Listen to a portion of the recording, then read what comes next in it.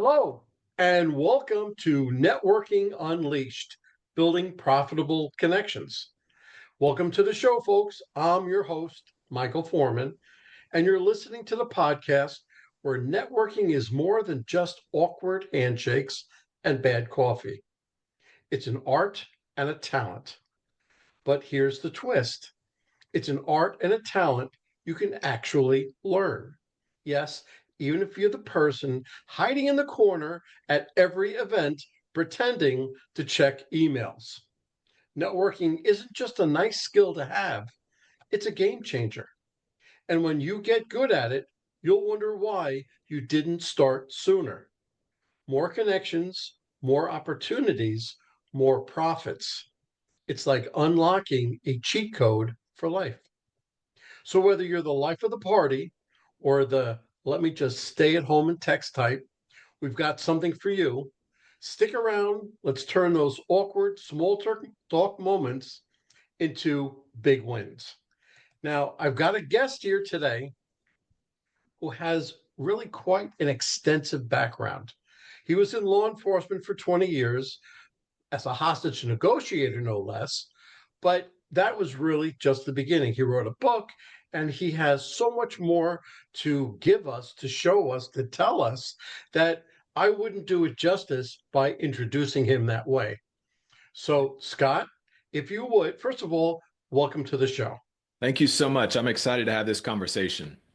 Good, that's great. So, Scott, why don't you tell us a little bit about your background? So yeah, my background, as you mentioned, I was in law enforcement for 20 years. Been married, more importantly, been married about 28 years now. So that's the main thing to the same woman. So that's really saying something. I got involved in law enforcement fairly early on. That's what I went to college for. And when I got into law enforcement, I was only in for a couple of years before I figured out I was in a downstream problem. Like I was collecting all the problems that were downstream.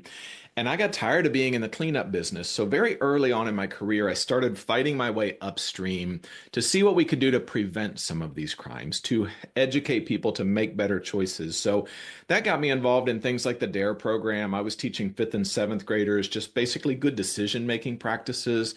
I got trained as a hostage negotiator very early on. I became trained as a public information officer. So I'm talking to the media, relaying information to the public, keeping them informed as to what's going on, teaching our Citizens Police Academy. All of this to say it wasn't very long into my career before I figured out I was communicating for a living. I was wearing a police uniform, but even when it came to a physical altercation, Michael, I was the guy that would talk myself out of that fight, talk the person out of fighting me. I can take you to the ground. I would rather not, right? I would just rather talk you into a better solution for you and me. So it became very clear that I was communicating for a living. I'm the middle of three boys. So as the middle child, I'm the peacekeeper, the negotiator, all of that stuff just kind of came naturally to me. And I knew I could retire at 43 years old because I became a police officer at 23. And at the time, it was a 20-year hazardous duty retirement. It's now 25. But I knew at 43, I had two girls that one was graduating college or graduating high school when I retired, or when I was eligible to retire, and the second one was 5 years behind her. So I knew retirement and collecting a public pension was not my gig. I knew that about halfway through my career. So with about 8 years left, I started speaking professionally.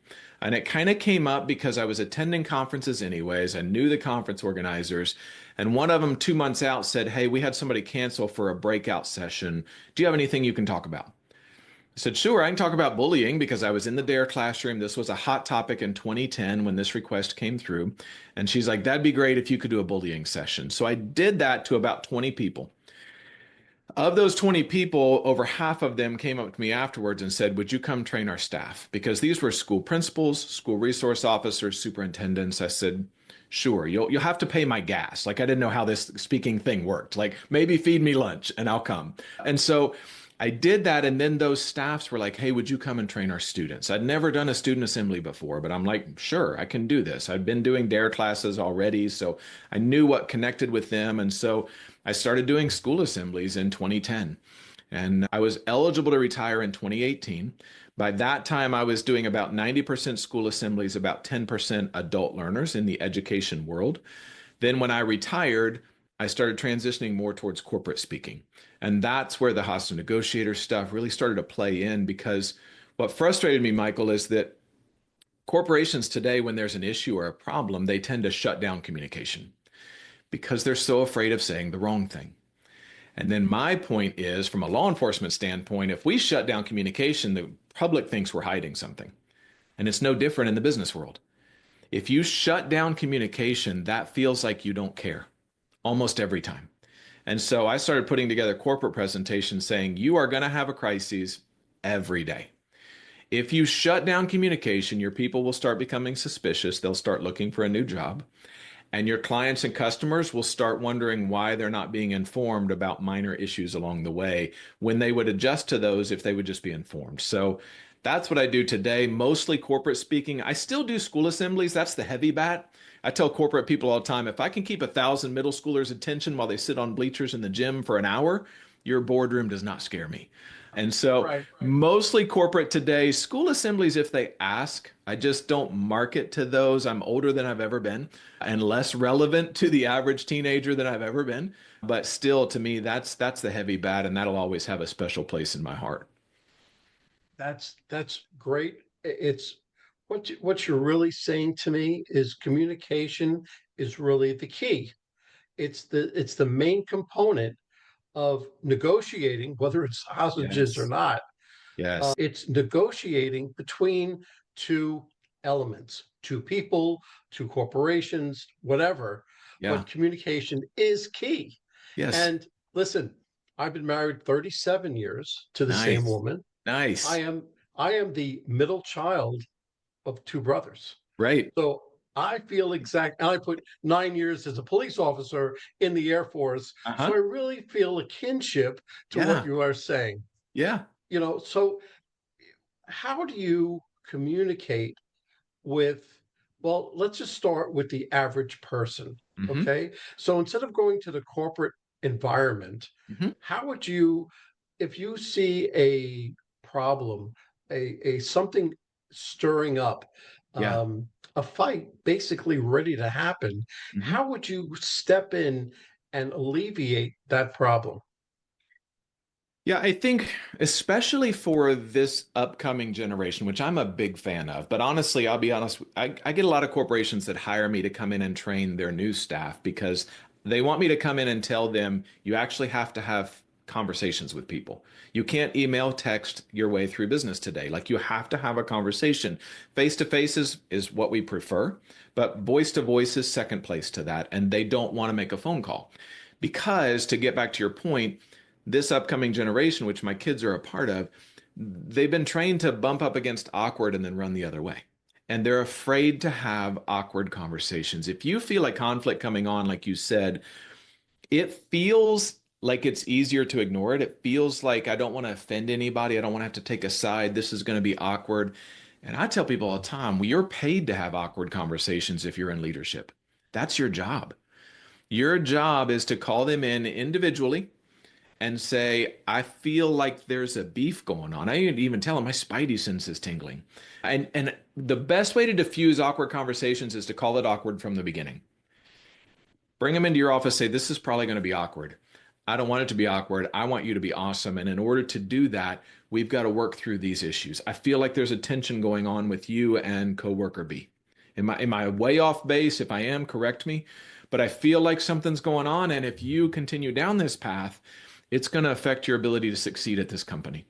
And your success is important to me. So what can I do to help? Give them permission to be awkward in the beginning. Call it out awkward.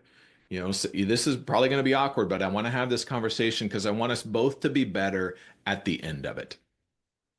Okay. So what I'm, let's just say there's been a lot of research on what you're talking about. Hmm. And the Gen Z period Hmm. is really what's come into play because those are the new employees. Hmm. And I just read a research paper that said after 1,000 employers, what 1,000 employers said was that they're having a problem keeping their Gen Z employees because of lack of professionalism, lack of motivation. Hmm. All they want to do is talk on Zoom or their cell phone. Hmm. And the whole idea of what I do, because I too go into schools and I tell them about networking communication, but Hmm. in a different sense. So I say, what about distractions? What's your Yeah. number one distraction? And of course, it's easy, it's the cell phone, Hmm. right? Yep. So if you take the cell phone out and you talk to them, eye communication, eye contact, Hmm. having that confidence, keeping your body straight, all of that is so intricate into the way that they. Hmm. But okay, so let's say you're communicating, Hmm. but I'm gonna take you out of the corporate environment Yeah. and the school environment, and I'm just gonna put you in a professional networking environment. Yes. Okay, not like your wedding Yep. where you just met that incredible person, Uh-huh. but give me some key elements to the art of communication with networking. So I tell people all the time, people freak out about small talk and they worry. And I've had people hire me because they're like, I'm not good at small talk. I'm like, you are good at small talk. You just don't realize it, right? Right. Networking, small talk is whoever asks the most questions wins, right? So people know that networking is a little bit awkward. That's inherent in it. But the way you make somebody feel at ease in an awkward situation is you ask them easy questions. Tell me about you. An easy one is what do you do, which to me is almost cliche. That's played out. One of my favorite ones, networking wise, what's the best thing that happened in the last year?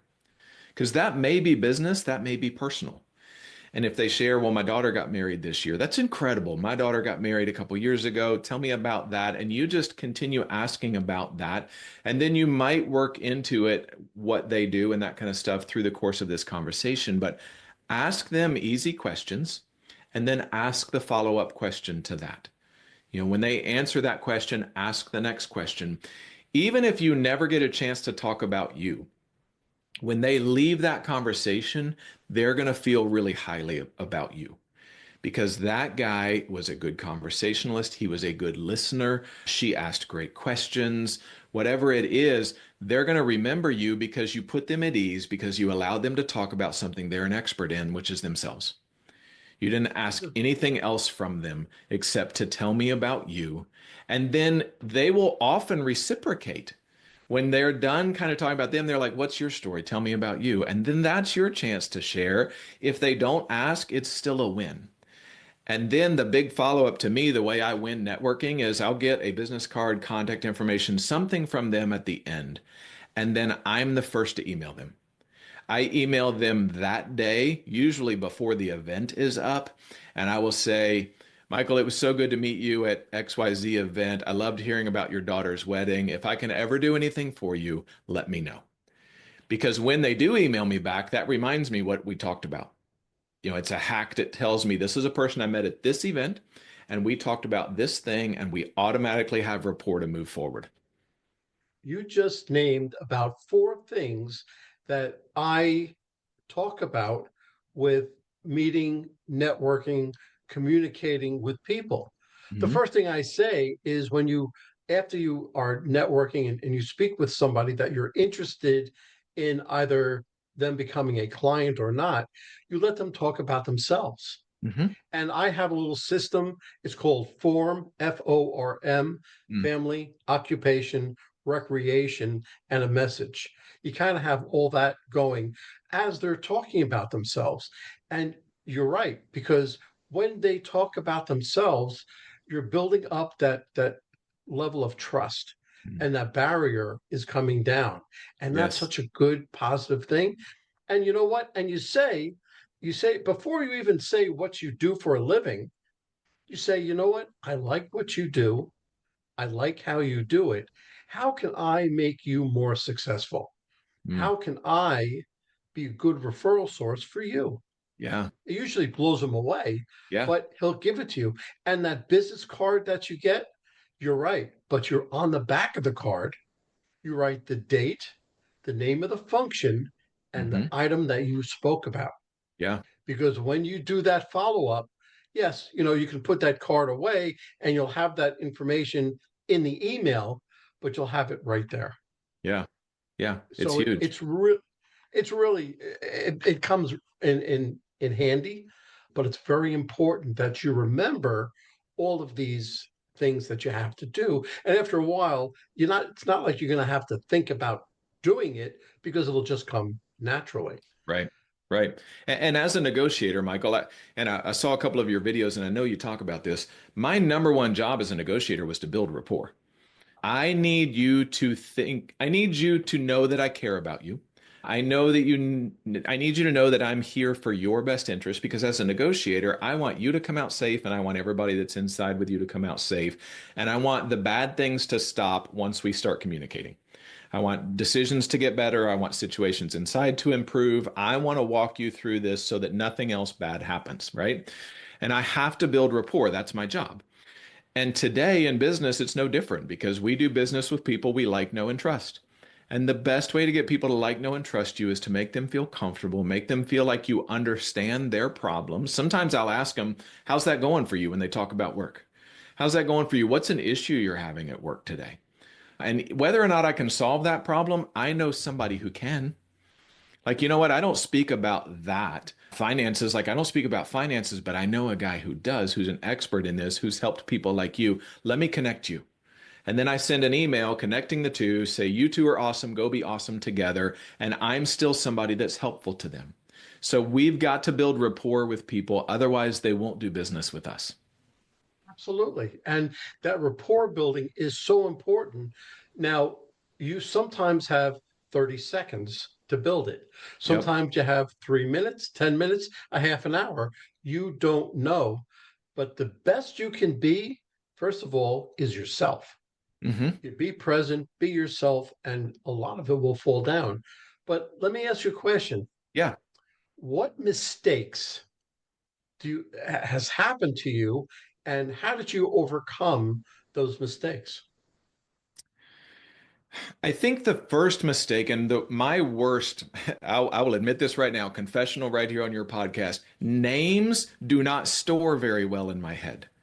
I am not good with names. People tell me their name at the beginning of the conversation, and while I'm shaking their hand, my brain erases it like an Etch-a-Sketch. I will say it back to them as an effort to help me, but I struggle with names. And sometimes I have called people by the wrong name.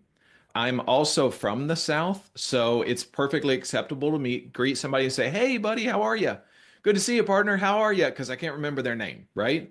It's not personal. I remember our conversation and I remember where we had the conversation. Like my brain stores things geographically. And so my wife and I have this standard practice that's been in our lives for over 20 years.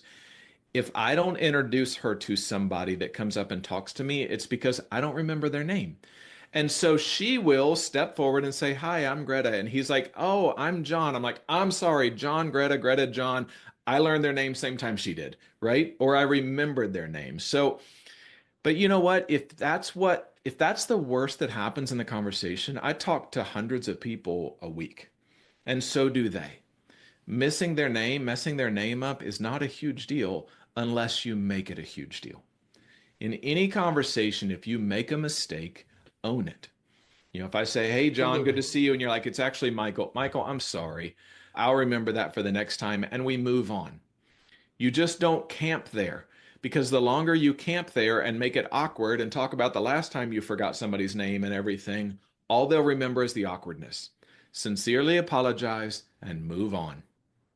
Very good. That's very good advice. I'm glad to see you're using that. You have been using that with your wife. My wife and I have the same exact Yep. thing because I can't remember names for anything. She will step forward, introduce, and I'll say, "Oh, that's right. I'm sorry. Scott, this is April. April, this is Yes. Scott," and so on and so forth. How do you stay in contact with your relationships? How do you follow up with them? So generally, I follow up with email. I don't love written communication as a standard, as the gold standard. I prefer face to face. I tell people if you can get in the same room and breathe the same air, that's first place. Second place is a Zoom video type call, Microsoft Teams, something like that, so that you can see facial expressions, because so much of our communication is nonverbal. Actually, depending upon what studies you read, 93% of it is nonverbal. About a third of it is our tone, and about half of it is our body language. So you need to be somewhere where you can pick up tone. That's why I tell these next generation people, at least get on the phone, because you can communicate compassion through tone. You can't do that in an email. That being said, I will email people on the follow-up. When I've met them at an event or a conference or something like that, I'll email them. And then I will give them my email. So email me back. Here's my cell number. If you have a question, you can text me, you can call me, whatever best way they're comfortable communicating. Because just because I prefer face-to-face or voice-to-voice doesn't mean that the Gen Z person I met at the conference is ever going to call me on the phone. But if they know it's okay to text me, then they can text me. Now, it's possible that I will say, this is a great question. Can we talk on the phone to go through this? It's too much for my old thumbs to type. And they'll laugh about that eventually. Like, they've met me at a conference, they know I'm not a psycho, and I can have a conversation, and we'll get on the phone and have a conversation. But when I email follow up, if I don't hear back from them after a couple of weeks, I'll send them a second email. And in that second email, I always say something like, I probably hit your spam folder last time. I just wanted to follow up and say, it's great meeting you at this conference. If I can do anything for you, let me know. Now, my CRM told me they opened the first email. They just didn't reply back because their world got busy and it's not a huge deal. But I always give them the out, and more times than not, they email me back and they're like, you're right, it was in my spam folder, which I know is a lie, but it allows them to save face. And I'm okay with that because now we have a conversation going. I've given them a way to not be embarrassed and continue a conversation that they wanted to have. They just got busy and couldn't have at the time that I emailed them. And then if I don't hear back from them after the second, if I think it's a prospect or something like that, I'll send them a third email. And I got this from Grant Baldwin, who's a speaker. I don't know if you know Grant or not. I'm a graduate of the Speaker Lab. Okay, so Grant wrote an endorsement for my book. He's been on my podcast back when I had one. And my favorite email of his is the email that says, hey, I'd love to work with you. I don't want to bother you. So I'm going to put the ball in your court with this email. If I can ever do anything else for you, let me know. If they don't get back with me, they're not my person. But I tell you, the times that somebody has gotten back to me on that third email and said, I'm so sorry. Life has been crazy. Let's schedule a time to meet. Because they realize this is kind of last chance. That's Grant Baldwin's approach. Chris Voss, who's another FBI negotiator, he says in his subject line is, have you given up on working with me? Which is a great question. Because if they have, they can just continue to ghost me and I'll get the message. If they haven't, they'll be like, no, I'm sorry, I've been busy. Let's connect. Great. It's funny you bring up Grant Baldwin because I've spoken to him a few times. Mm-hmm. He actually contacted me because of what I did with his course. Mm-hmm. I went through his course faster than most, Mm-hmm. and I've done a little bit. I've done pretty well with it. Nice. And he's a great person. Yes. He's a Yes. great guy. Yep. Okay, so give me one essential tip you can for you can give to someone looking to improve their networking or sales skills. Yeah. And it's the same thing when we were looking for a new negotiator to add to the team. That was the same quality we were looking for because we would have officers that would apply and they would say, I can talk anybody into anything. That's really not what we're looking for because what makes a great negotiator is the same thing that makes a good communicator, and that's they're a great listener. I have never talked anybody into doing anything. My wife, my girls, any hostage taker I was talking to, but I have listened people into doing what I want them to do. Meaning I'm asking questions and I'm truly listening for what's being said, for what's not being said, what makes them mad, what makes them happy. Those are the type of things that allow me to formulate a solution to their problem that allows them as many wins as possible. I know, let's say your kids are a motivating force for you. If you become a better communicator, you're going to be able to talk to your kids better, and that's going to bring that relationship that much closer to where it needs to be, right? They're going to know Mom is a great listener. Mom asks good questions. Dad is always available and he's going to listen when I come to him with the small stuff. So it makes it easier to come to him with the big stuff. So listening is a superpower today. And it is hard. I get it. We have so many things competing for our attention. That's what makes it so magnetic. That's what makes it so rare is that people don't do it. When my kids were growing up and we would go to a restaurant or a store or something, and there was somebody just a few years older than them working there who did not communicate well, didn't make eye contact, mumbled, that kind of stuff. When they would walk away, I'd look at my daughters, I'd say, see where the bar is? You just have to be better than that, right? Which meant when they were little and they wanted to change their order in a restaurant, they would ask me, Dad, can you ask them if I can add this? No, but you can. That's your job. You have a want. It's a legitimate want. You need to ask for it. And they didn't want, like they pushed back. But in order to get them to communicate on the level they need to communicate to be successful, we had to teach them to be not afraid to speak up appropriately, but also more importantly, to listen to what's being said and what's not being said. I just said that because listening is such an important part of communication that many people just overlook it. You Mm. know, they think about the next thing that they want to say, and Yes. they're not responding to what is said to them. Yeah. So listening is so, and what's more important than listening? That pause after listening, Mm. because that tells the other person, yeah, they were listening to everything that I was saying. Yeah. So bringing all this full circle, Hmm. just give me your favorite marketing or networking or communication tactic. Your favorite So, one. yeah. Yeah, I think that's great. Once, let's say you're talking to somebody, they give you an answer, and in order to make sure you understand what they're saying, I paraphrase back to people. Active listening is gold today. Like if you want to study anything, one thing that's going to improve your communication, study active listening. So you're paraphrasing back to them, you're asking, this is what I heard you say, is that correct? And that allows them to, one, know you heard them, and two, allows them, if they're an external processor like me, they might say, that's not what I meant to say at all. What I meant to say is this. And now we're getting into the root of the problem. And so in order to do that, we have to ask open-ended questions. One of my favorite open-ended questions is why. But why is one of those double-edged swords because it can make people feel defensive. When you look at somebody and say, why did you say that? They will automatically get their guard up because they feel like they have to defend themselves. And so what I do is I tell people something like, I like that answer. Tell me how you got there. Why did you share that at this time? Like validate the answer. Make it okay for them to share because when I say I really like that answer, I've never heard that answer before. It makes them feel unique and special. And now they're more willing to say, this is why I got there because in my past, this has been an issue for me. And now it's not. And this is why I said what I said. So it validates their opinion because it's valid.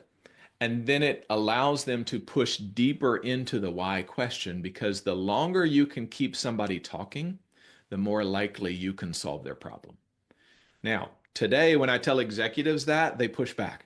They're like, I don't have the time to have these type of conversations. Okay, then make time in your future calendar for these problems to reoccur. You could either make a little bit of time today, or you could make time next week and the week after and the week after because you didn't address it today, right? Take the time, ask the questions, push for the higher level thinking stuff. Tell me why you said that. I like that answer. Tell me why. Ask open-ended questions to get to the root of the problem today. And the chances of you having to solve that problem with this person again are almost zero.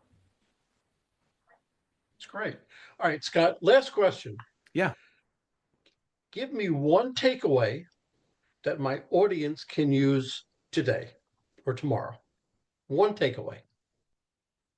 One takeaway is find a way to surprise and delight. We talked about this before we came on. I don't care to share this story. I met a guy at a wedding that I went to a friend of mine. She was getting married. Actually, a mastermind client of mine was getting married.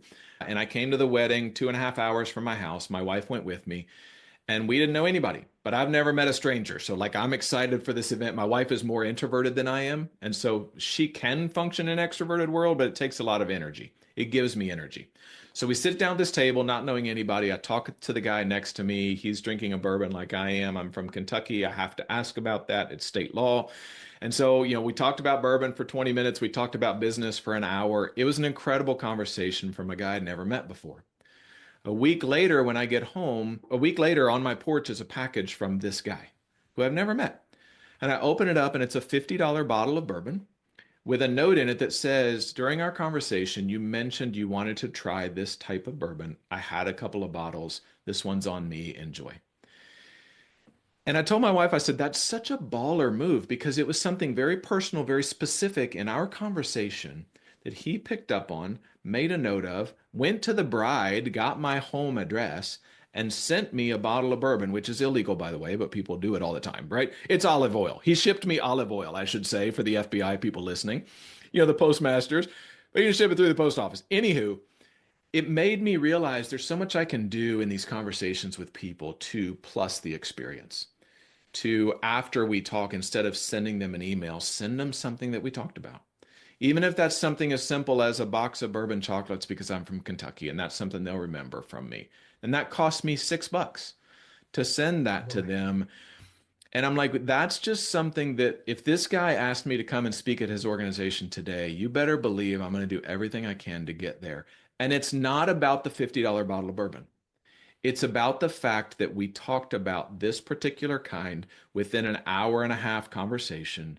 He made a mental note, went out of his way to ship me something. To me, that's next level networking right there. And I've never experienced anything like it. And it's my new standard. Absolutely. Fantastic. Scott, if somebody wanted to get hold of you, whether they wanted your services, they Yeah. wanted to consult with you, or just talk to you, how would they do it? So they can go to my website, speakingofharvey.com, or they can email me directly. It's just scott@speakingofharvey.com. And I reply back personally to all of my emails. I have an assistant that helps with some other things, but you email me, you get me. And you can ask questions. We can we can set up a free consultation call to see what I can do for you or your organization. And if at the end of that call it doesn't make sense, we're still friends and I have a new network somewhere. That's fantastic. Scott, thank you so much for coming on the podcast today. Thank you for having me. It was a Well, that's a wrap, folks. A huge thank you to our special guest for sharing such incredible insights today. And of course, a big shout out to you, our amazing listeners, for tuning in and spending your time with us. Remember, networking isn't about being perfect, it's about being present. So take what you've learned today, get out there, and make some meaningful connections.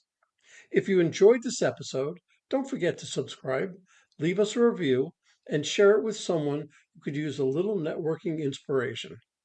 Let's keep the conversation going. You can find me on Apple, Spotify, YouTube, or my website, michaelaforman.com. Remember, until next time, keep practicing, keep connecting, and keep building those relationships. This is Michael A. Forman signing off. Take care and happy networking. blast.